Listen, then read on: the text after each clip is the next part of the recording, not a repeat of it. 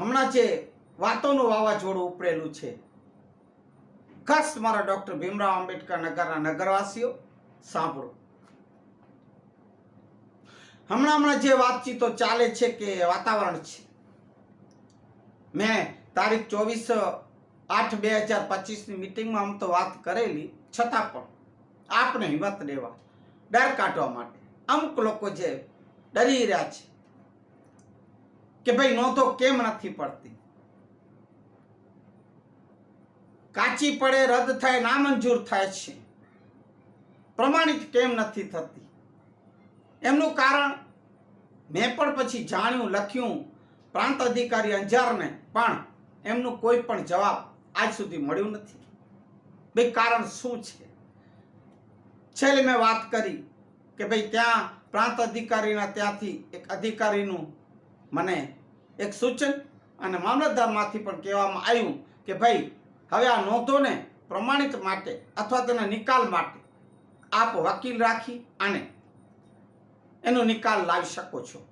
તો એ વાત પણ આપણે 24/8 થઈ. એમાં એ જે અમુક લોકો હોહાને હોબાળો કર્યો, એમાં જે કાસમભાઈ કક્કલ બોલ્યા કે તમે બોગસ ખેડૂત છો, મને બહુ દુઃખ લાગ્યું.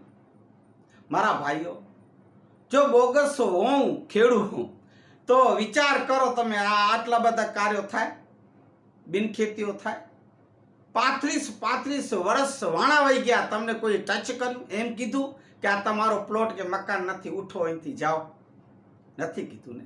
તો પછી બોગસ મને કેમ કીધું? ના સરકારે મને લખ્યું કે ભાઈ તમારી જમીન કે આ જે ખેત જે છે આંબેડકર નગરની સર્વે નંબર 155 એ શ્રી સરકાર ખાલસા છે કે પછી શરત બંધ જે હોય તે બોગસ ખેડૂત છો. કાંઈ પણ હજી સુધી મને સરકાર તરફથી કોઈ લેખિત રજૂઆત આવી નથી. તો હું કેમ માનું? અને તમે પણ શું કામ માનો? કોઈ આવીને એરા ઘેરા કહી છે એમાં મારા વાલાઓ, હે મારા ભાઈઓ બહેનો, બીક ન રાખો. તમારો પ્લોટ, તમારો મકાન તમારો છે ને છે. ડોક્ટર અશોક મેસરી બાબા સાહેબની 100મી શતાબ્દી ઉજવણી નિમિત્તે બાબા સાહેબનું નામ રોશન અમર રહે, બદનામ રહે એટલા માટે નથી કર્યું કે ભાઈ બોગસ ખેડૂત થયા ને આમ છે ને તેમ છે. ના ના, એ બધી ખોટી વાતો. ખાસ કહું છું ફરી જોર દઈને, કોઈને કાંઈ બીવાની જરૂર નથી.